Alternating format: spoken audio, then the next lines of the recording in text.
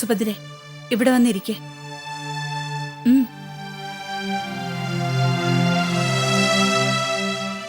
ഇപ്പൊ ഇവിടെ നമ്മൾ രണ്ടുപേരും മാത്രമേ ഉള്ളൂ. ചേട്ടത്തി ഉറങ്ങി. ഇനി മോൾ അമ്മയോട് പറ, ഇന്ദുഗോപനെ നിനക്ക് ഇഷ്ടപ്പെട്ടോ? അയാൾക്ക് നിന്നെ വളരെയേറെ ഇഷ്ടമായി. മേനോന്റെയും രാധയുടെയും കാര്യം പിന്നെ പറയുകയും വേണ്ട. നീ അവരുടെ മരുമകളായി കഴിഞ്ഞു വന്ന ഉറച്ച വിശ്വാസത്തിലാണ് അവരിവിടെ നിന്ന് മടങ്ങിയത്. നിനക്ക് തോന്നുന്ന എന്താന്ന് വെച്ചാ തുറന്നു പറഞ്ഞോളൂ. എന്താ ആ പയ്യനെ കുറിച്ച് നിന്റെ അഭിപ്രായം? മുമ്പ് ഞാൻ നിന്നോട് പറഞ്ഞിട്ടുള്ളത് തന്നെ ഞാൻ ഒരിക്കൽ കൂടി പറയുന്നു. നിനക്ക് ഇഷ്ടമില്ലാത്തൊരു ബന്ധത്തിലേക്ക് അമ്മ നിന്നെ വലിച്ചിഴയ്ക്കുന്നു എന്ന് കരുതണ്ട.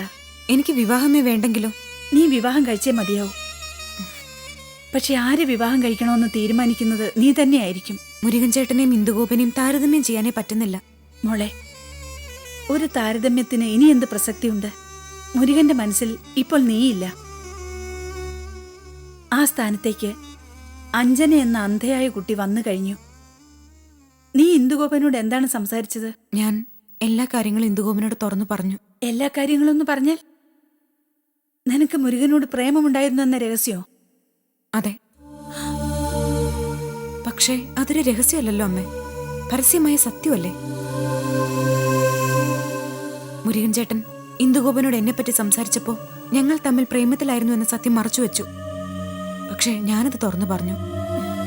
ഈശ്വരാ, എന്നിട്ട് ഇന്ദുഗോപൻ എന്തു പറഞ്ഞു? അത് തുറന്നു പറഞ്ഞതിൽ എന്നെ അഭിനന്ദിച്ചു. ഇതുപോലെ സ്ട്രേറ്റ് ഫോർവേഡായ ഒരു പെൺകുട്ടിയാണ് ഞാൻ ആഗ്രഹിക്കുന്നതെന്ന് പറഞ്ഞു. എന്റെ മോളെ, ഇത്രയും സംസ്കാരമുള്ള ബ്രോഡ് മൈൻഡഡ് ആയ ഒരു പുരുഷനെ ഭർത്താവായി കിട്ടുന്നത് ഭാഗ്യമല്ലേ? പിന്നെ മറ്റു വല്ലതും നിങ്ങൾ സംസാരിച്ചോ? എന്റെ മനസ്സിൽ ഇപ്പോഴും മുരുകൻ ചേട്ടന്റെ മുഖമാണ് ഉള്ളതെന്നും അതെന്ന് മാഞ്ഞു പോകുന്നു എനിക്കറിയില്ലെന്നും ഞാൻ പറഞ്ഞു. അപ്പൊ അദ്ദേഹം ടേക്ക് യുവർ ഓൺ ടൈം എന്ന് പറഞ്ഞ് എനിക്ക് ഷേക്ക് ഹാൻഡ് വന്നു. യു ആർ മൈ വൈഫ് എന്നും പറഞ്ഞു. ഇനിയും നിനക്ക് എന്താ പറയാനുള്ളത്? വേറെ നിവർത്തിയില്ലല്ലോ, ഷേക്ക് ഹാൻഡ് കൊടുത്തു പോയില്ലേ. So I may be his wife. പക്ഷേ ഒരു പക്ഷേയില്ല. എന്റെ പൊന്നുമോളെ, അമ്മയ്ക്ക് ഇപ്പോഴാ സമാധാനായത്.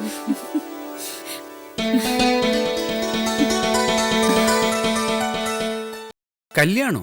ആരുടെ കല്യാണം? സുഭദ്രയുടെ കല്യാണം. ആരാ കല്യാണം കഴിക്കുന്നറിയോ? അതിപ്പോ അറിയാതിരിക്കുന്നു. കോയമ്പത്തൂർ അമ്മായിയുടെ മകൻ മുരുകൻ, ആ ഊമച്ചെറുക്കൻ. അങ്ങനെയൊക്കെ നമ്മൾ വിചാരിച്ചു. പക്ഷേ എല്ലാവർക്കും തെറ്റിപ്പോയി. സുഭദ്രയെ കല്യാണം കഴിക്കുന്നത് ഒരു ഡോക്ടറാ. അമേരിക്കയിലാ പയ്യന് ജോലി. കല്യാണം കഴിഞ്ഞാലുടൻ സുഭദ്രയും ഭർത്താവിന്റെ കൂടെ അമേരിക്കയിലേക്ക് പോവും. കോയമ്പത്തൂരിൽ നിന്ന് സുശീല വല്യമ്മ അമ്മായിയെ വിളിച്ചു വരുത്തിയത് കൊച്ചമ്മാവനെയും ഭാര്യയും കർണാലയത്തിൽ നിന്ന് അടിച്ചിറക്കാനെന്നല്ലേ അമ്മ പറഞ്ഞത്. എന്നിട്ട് അമ്മായിയുടെ കൂടെ മുരുകൻ എന്തേ വരാത്തെ? എടാ, ചേട്ടത്തിക്കിപ്പോ പഴയ പ്രതാപമൊന്നുമില്ല. വല്യേട്ടൻ മരിച്ച സമയത്ത് അവര് പാവപ്പെട്ടവളായി അഭിനയിച്ച് ഒരു പഴയ സാരി ഉടുത്ത് കയറി വന്നത് ഓർമ്മയില്ലേ? ആ, ഏതാണ്ട് അതേ വേഷത്തിലായിപ്പോ. മുരുകൻ എന്തോ ജോലി കിട്ടി പോലും. ചേട്ടത്തി മുരുകന്റെ കൂടെ താമസം. പിന്നെ കോയമ്പത്തൂരിൽ 400 കോടി ആസ്തിയുള്ള കമ്പനി, ആ വലിയ വീട് എല്ലാം വിട്ടിട്ട് അവർ മുരുകന്റെ ജോലി സ്ഥലത്ത് വന്ന് താമസിക്കൂ. ആ ഊമയ്ക്ക് എന്ത് ജോലി കിട്ടാനാ? അതൊന്നും എനിക്കറിയില്ല. എന്തൊക്കെയോ പ്രശ്നങ്ങളുണ്ട്. ചേട്ടത്തി തന്നെയാ ഈ കല്യാണാലോചന കൊണ്ടുവന്നെന്നും കേട്ടു. അമ്മ ഇതെല്ലാം എവിടെന്നാ കേൾക്കുന്നേ? അതറിയട്ടെ. കൊച്ചേട്ടന്റെ ഭാര്യയല്ലേ നളിനി? നളിനിയുടെ അമ്മയും ഞാനും തമ്മില് കൂടെ കൂടെ കാണും. ആ, കരുണാലയം 2 പകുത്തതാ. വെപ്പും വേറെ ആയതാ. ഹോ, അപ്പോഴല്ലേ ആ നശിച്ച തമിഴത്തി വന്ന് കൊച്ചേട്ടനെ പുറത്താക്കിയത്. കോയമ്പത്തൂർ അമ്മായി മകനെ കൊണ്ട് സുഭദ്രയെ കെട്ടിക്കാതെ അമേരിക്കക്കാരന്റെ ആലോചനയും കൊണ്ടുവരാൻ എന്താ കാരണം? ആ, അതാ മോനെ എനിക്കും പിടികിട്ടാത്തത്. കല്യാണത്തിന് ആരും വിളിക്കുന്നില്ല, ആളും ബുക്ക് ചെയ്യുന്നില്ല. ദേ, ആ ചെറുക്കന് അമ്പലത്തിൽ വെച്ച് കല്യാണം നടത്താനും ഇഷ്ടമില്ല പോലും. പിന്നെ ഇവിടെ ആകാശത്ത് വെച്ചാണോ കല്യാണം നടത്തുന്നത്? കല്യാണം രജിസ്റ്റർ ചെയ്യുന്നേ ഉള്ളൂ. അച്ഛനമ്മമാരും പെണ്ണും ചെറുക്കനും സാക്ഷികളും മാത്രം. അതെ, ബന്ധുക്കളെ ആരെയും വിളിക്കരുതെന്ന് സുഭദ്ര പറഞ്ഞത്രേ. ചെറുക്കന്റെ വീട്ടുകാർക്കും ജാതകത്തിലൊന്നും വിശ്വാസമില്ല. ആ, ഒരു കണക്കിന് അത് നല്ലതാ. Registered marriage. 10 പൈസ ചെലവില്ല.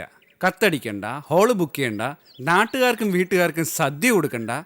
ചില തീറ്റി പണ്ടാരങ്ങൾ മൂക്കുമുട്ട സദ്യ ഉണ്ട് പുറത്തോട്ടിറങ്ങി അടപ്രഥമന്റെ അട നന്നായില്ല, കടലപ്രഥമന്റെ മധുരം ലേശം കുറഞ്ഞുപോയി, അവിയലില് വെള്ളമേ ഇല്ലാതെ കൊത്തുപോലെ കിടന്നു എന്നൊക്കെ പറഞ്ഞ് കമന്റ് അടിക്കുന്നത് കേൾക്കണ്ട. എന്നാലും ആ സുഭദ്രയുടെ ഒരു ഭാഗ്യേ. ഹോ, പയ്യൻ അമേരിക്കയിലെ ഡോക്ടർ. അമേരിക്കയിൽ നിന്ന് ഒരു ഡോക്ടർ വന്ന് പെണ്ണിന്റെ ബന്ധുക്കളെപ്പോലും അറിയിക്കാതെ കല്യാണം നടത്തുന്നു എന്ന് വെച്ചാ അവൻ അമേരിക്കയെ വേറെ ഭാര്യയും ചിലപ്പോ 1-2 പിള്ളേരും കാണുമെന്നർത്ഥം. അയ്യോ,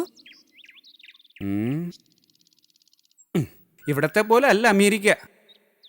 അവിടെ ഇപ്പൊ കല്യാണമൊന്നും പരിപാടിയേ ഇല്ല, എല്ലാം ലിവിങ് ടുഗെദർ ആണ്. എന്ന് വെച്ചാ എന്താ മോനെ? കല്യാണം കഴിക്കാതെ പെണ്ണും ചെറുക്കനും കൂടെ ഒരു വീടെടുത്ത് ഭാര്യ ഭർത്താക്കന്മാരെ പോലെ അങ്ങ് താമസിക്കും. ദൈവമേ, എന്നിട്ട് പെണ്ണ് ഗർഭിണിയായാൽ അവരൊന്ന് ആലോചിക്കും, കല്യാണം കഴിക്കണോ വേണ്ടാ തീരുമാനിച്ചാ വേണ്ട.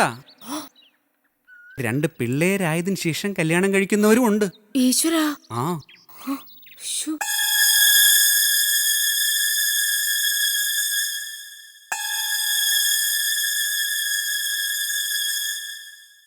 എന്തിനാ ഇങ്ങനെ വിഷമിക്കുന്നത്? ബിസിനസ്സായ ഉയർച്ചയും താഴ്ചയും ഒക്കെ ഉണ്ടാവും. എനിക്ക് ഓർമ്മയുള്ള കാലത്ത് അച്ഛന് 4 കാറുകളും ഒരു വാനും ഉണ്ടായിരുന്നു. എനിക്കും അണ്ണനും വേണ്ടി മാത്രമായിരുന്നു ഒരു കാർ. ഞങ്ങളെ സ്കൂളിൽ കൊണ്ടുപോകാനും വിളിച്ചുകൊണ്ട് വരാനും. ഒടുവിൽ അച്ഛൻ മരിക്കുന്ന സമയത്ത് ഒരു പഴയ അംബാസഡർ മാത്രമായി. അതിൽ പെട്രോൾ അടിക്കാൻ പോലും പണമില്ലാതെ ഞങ്ങൾ വിഷമിച്ചു. ഞാനൊരു കാര്യം ചോദിച്ചാ ഹേമ സത്യം പറയണം. രാകേഷ് കടകൾ ഏറ്റെടുത്തതിന് ശേഷമല്ലേ കച്ചവടാകെ തേർന്നത്? അങ്ങനെ പറയാൻ പറ്റില്ല. അച്ഛനുള്ളപ്പോൾ തന്നെ തകർച്ച തുടങ്ങിക്കഴിഞ്ഞു. പിന്നെ അച്ഛന് ക്യാൻസർ പിടിപെട്ടു. അതിന്റെ ചികിത്സയ്ക്ക് മാത്രം 15 ലക്ഷം രൂപയിലധികം ചെലവായി. എന്താ ബാലു അങ്ങനെ ചോദിക്കാൻ കാരണം? അല്ല, ഓഫീസിൽ രാകേഷിന്റെ പെർഫോമൻസ് കണ്ടിട്ട് ചോദിച്ചു പോയതാ. MD ആയി കഴിഞ്ഞാൽ ഏകദേശം ക്യാഷ് എടുത്ത് കളിക്കാമെന്നായിരുന്നു നിന്റെ അണ്ണന്റെ വിചാരം. രാകേഷിന് വലിയ പൊളിറ്റിക്കൽ സപ്പോർട്ട് ഉണ്ടെന്നും അതുവഴി നമ്മുടെ കമ്പനിക്ക് കുറച്ചുകൂടെ മെച്ചപ്പെട്ട ഫൂട്ടിംഗ് കിട്ടുമെന്നായിരുന്നു എന്റെ പ്രതീക്ഷ. എന്ത് പൊളിറ്റിക്കൽ സപ്പോർട്ട്? ഏതെങ്കിലും മിനിസ്റ്റർ കൂടെ ഒന്ന് ഫോട്ടോ എടുത്താൽ അയാളുടെ ഫ്രണ്ട് ആവുമോ? അങ്ങനെ ബാലു അണ്ണനെ തീരെ കൊച്ചാക്കൊന്നും വേണ്ട. പല മിനിസ്റ്റേഴ്സും അണ്ണൻ ലോഞ്ച് ചെയ്ത പാർട്ടികളിൽ പങ്കെടുത്തിട്ടുണ്ട്. അണ്ണൻ ചില ട്രാൻസ്ഫേഴ്സ് ഒക്കെ ശരിയാക്കി കൊടുത്തിട്ടുണ്ട്. മിനിസ്റ്റേഴ്സും MP മാരും ഒക്കെ ഞങ്ങളുടെ വീട്ടിലും വന്നിട്ടുണ്ട്. മിനിസ്റ്റേഴ്സ് നിങ്ങളുടെ വീട്ടിലും വന്നിട്ടുണ്ടോ? എങ്കിൽ ഊണ് മാത്രം ലക്ഷ്യം വെച്ചായിരിക്കില്ല വന്നത്. മിസ് കോയമ്പത്തൂരിനെ അടുത്ത് പരിചയപ്പെടാൻ കൂടിയായിരിക്കും. What you mean? I mean what I say. ആ ത്യാഗുവിന് ആവശ്യത്തിനെല്ലാം കൂടെ നിർത്തി എന്നിട്ട് അവസാനം കറിവേപ്പില പോലെ അവനെ പുറത്താക്കി. ഞാനും അതിന് കൂട്ടുന്നു. അവൻ ദുബായിലേക്ക് പോകുന്നതിന് മുമ്പ് എന്തെന്ത് ദ്രോഹങ്ങളാണ് കമ്പനിക്ക് ചെയ്തു വെച്ചതെന്ന് ഹേമയ്ക്കറിയില്ല. നിന്റെ ദുർനടപ്പിനെ കുറിച്ച് 1000 കഥകൾ ഈ സിറ്റി മുഴുവൻ പ്രചരിപ്പിച്ചു. നമ്മുടെ കസ്റ്റമേഴ്സിനെല്ലാം കമ്പനി തകർച്ചയിലാണെന്ന് പറഞ്ഞ് കത്തയച്ചു. ഫോർമർ ജോയിന്റ് MD പറഞ്ഞാൽ കുറച്ചു പേരെങ്കിലും വിശ്വസിക്കില്ലേ? ബാലുവിന് ഇപ്പൊ എന്താ വേണ്ടത്? അണ്ണൻ MD സ്ഥാനത്ത് നിന്ന് മാറണോ? ഞാൻ അണ്ണനോട് പറഞ്ഞു നോക്കാം. പിന്നെ ബാലു അറിയാതെ ഞാൻ ബാലുവിന്റെ ബെഡിൽ വന്ന് കിടന്നതുപോലെ അണ്ണന് പരിചയമുള്ള രാഷ്ട്രീയക്കാരുടെ ബെഡിലൊക്കെ പോയി കിടന്നിട്ടുണ്ടെന്ന് പറയരുത്. അങ്ങനെ സംശയിക്കുന്നത് പോലും പാപമാ. പാവവും പുണ്യവും ഈ 2 വാക്കുകളിൽ നിനക്ക് നിന്റെ അണ്ണന് വിശ്വാസമുണ്ടോ? എനിക്ക് തോന്നുന്നില്ല. ഇനി ഞാൻ ഈ കട്ടിലിൽ കിടക്കുന്നതിൽ അർത്ഥമില്ല. ഇന്നൊരു രാത്രിയിലേക്ക് മാത്രമായി ഈ നാടകം വേണ്ട. എന്നേക്കുമായി ഈ ബെഡ്റൂമിൽ നിന്ന് ഇറങ്ങാങ്കി ഇറങ്ങിക്കോ. എനിക്കൊരു ചുക്കുമില്ല.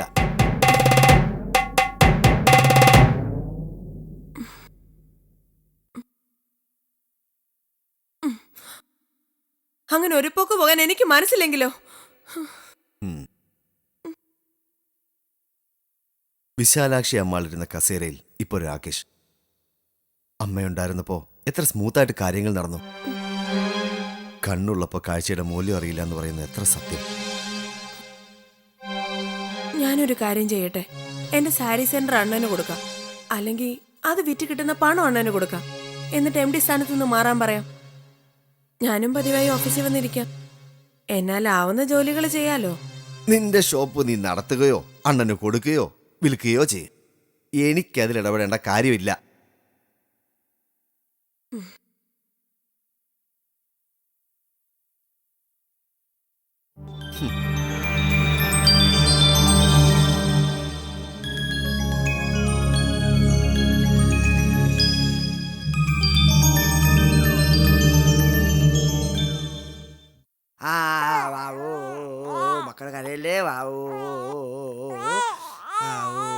അച്ഛാ ഞാനിതാ വരുവാ.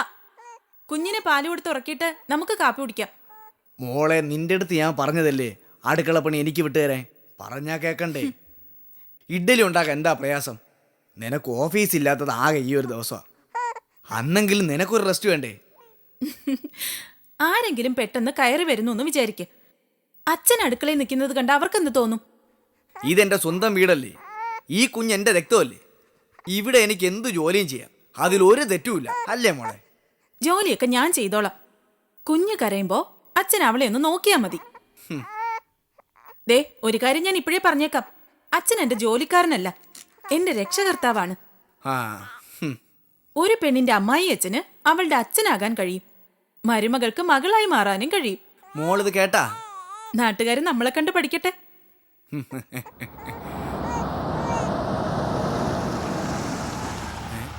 ഒരു കാറ് വന്ന് നിന്നു. ആ, എന്റെ ഓഫീസിലെ ഫ്രണ്ട്സ് ആയിരിക്കും. കുഞ്ഞിനെ കാണാൻ ഒരു ദിവസം വരുമെന്ന് എന്റെ ബോസും പറഞ്ഞിരുന്നു. ഉം. ചേച്ചി, ചേച്ചിയും മോളെയും കാണാൻ ഒരു റെപ്യൂട്ടഡ് ഗസ്റ്റ് വന്നിട്ടുണ്ട്. ആരാണെന്ന് ഒന്ന് ഊഹിച്ച് പറയാമോ? നിന്റെ ഫ്രണ്ട്സ് കൂട്ടത്തോടെ വന്നു കാണും. ഈ അതിഥിയെ കണ്ടാൽ പ്രഭചേച്ചി ആദ്യം ഒന്ന് ഞെട്ടും, പിന്നെ ചിലപ്പോ കരഞ്ഞെന്നും ഇരിക്കും. അതാരടാ കരയിക്കാൻ പറഞ്ഞത്?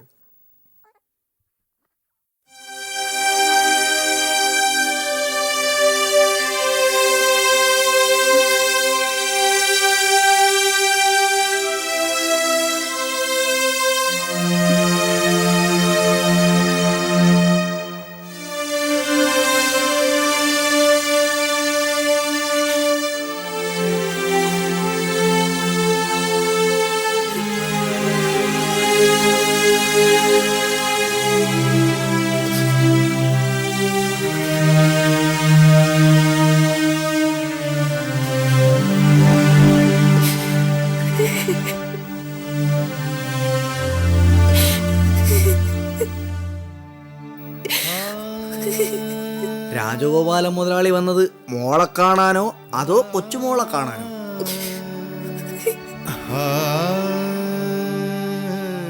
രണ്ടുപേരെയും. മുതലാളി വളരെ വലിയ മനുഷ്യനാണ്. അതുകൊണ്ടല്ലേ അബ്കാരി കോൺട്രാക്ടറായിട്ട് പേരെടുത്ത അങ്ങ് വെറും ഒരു സബ് കോൺട്രാക്ടറായ എൻ്റെ മോന് പ്രഭയെ വിവാഹം കഴിച്ചു കൊടുത്തത്. ഞാൻ പൊളിഞ്ഞുപോയി. പക്ഷേ മുതലാളി, ഈ കുഞ്ഞിനെ കാണാൻ മുതലാളി ഇപ്പോഴാണോ വരേണ്ടത്? ഒരാൾ അപ്പൂപ്പനായെന്നറിഞ്ഞ മറുപിള്ളയെ കളയുന്നതിന് മുമ്പ് ഓടി വരും. ഹൃദയമുള്ളവരുടെ കാര്യമാണ് ഞാൻ പറയുന്നത്. എന്റെ ഭാര്യ അധികാരം കയ്യിലെടുത്ത് എന്നെ അടിമയാക്കാൻ നോക്കിയപ്പോ ഓടി അസത്തേന്ന് പറഞ്ഞ് ഞാൻ വീട് വിട്ടിറങ്ങി. കള്ളുഷാപ്പിൽ കഴിഞ്ഞ് എന്നെ പ്രഭ ഇവിടെ കൊണ്ടുപോയി താമസിപ്പിച്ചു. കുസുമം മുതലാളിയുടെ ഭാര്യയല്ലല്ലോ. വെപ്പാട്ടി എന്തിനാ ഇത്രയും പേടിക്കുന്നത്? തെറ്റ് എന്റെ ഭാഗത്ത് മാത്രമല്ല, ബന്ധങ്ങൾ അയ്യുന്നതിൽ പ്രഭയ്ക്കും കുസുമത്തിനും പങ്കുണ്ട്. കുസുമം എന്റെ വെപ്പാട്ടിയല്ല, രണ്ടാം ഭാര്യ തന്നെയാ. ഈ നന്ദിനി അവളുടെ മകളല്ലേ? കൂടുതൽ സംസാരിച്ച് ശവത്തെ കുത്താതെ ആ കുഞ്ഞിനെ എന്റെ കയ്യിലോട്ടൊന്ന് താ, ഞാൻ അവിടെ നിന്ന് എടുക്കട്ടെ. മോൾ അപ്പൂപ്പന്റെ റൂട്ട് ചെല്ലി.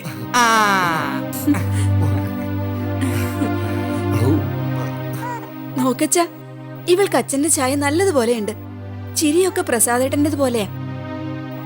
മോക്ക് പേരിട്ടോ? ഇട്ടു.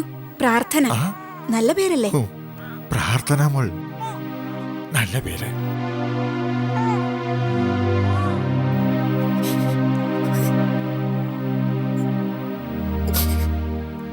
മോളെ,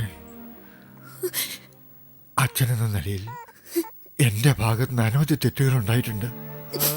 നീ ഗർഭിണിയായ സമയത്തും പ്രസവിച്ച സമയത്തും ഞാൻ നിന്നെ അന്വേഷിച്ചില്ല. എന്റെ അനിയത്തി നന്ദിനി കാണിച്ച കടമ പോലും ഞാൻ കാണിച്ചില്ല. മോളെ, ഈ അച്ഛനെ മാപ്പ് തരില്ലേ? സാരില്ല അച്ഛാ. വേദനിക്കുമ്പോ മാത്രമേ വേദനയുടെ തീവ്രത അറിയൂ. പ്രസാദിന്റെ അച്ഛനുണ്ട് ഇവിടെ, സ്വന്തം അച്ഛന്റെ സ്ഥാനത്ത്.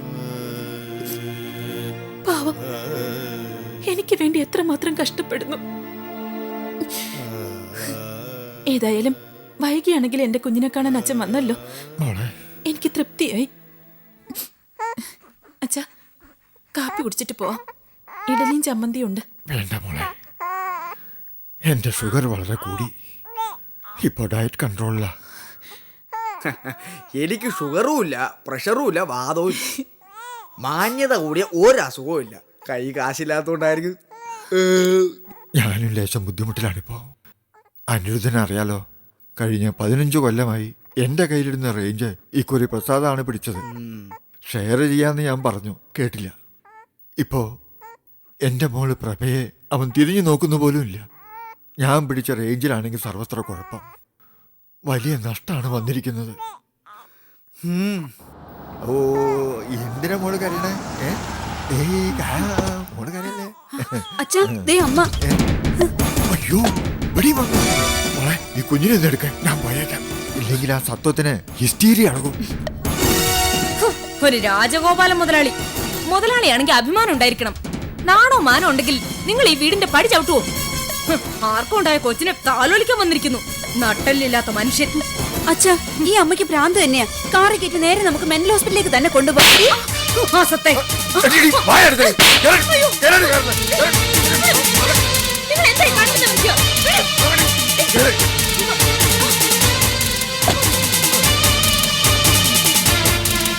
ആ കേറ് മോളെ.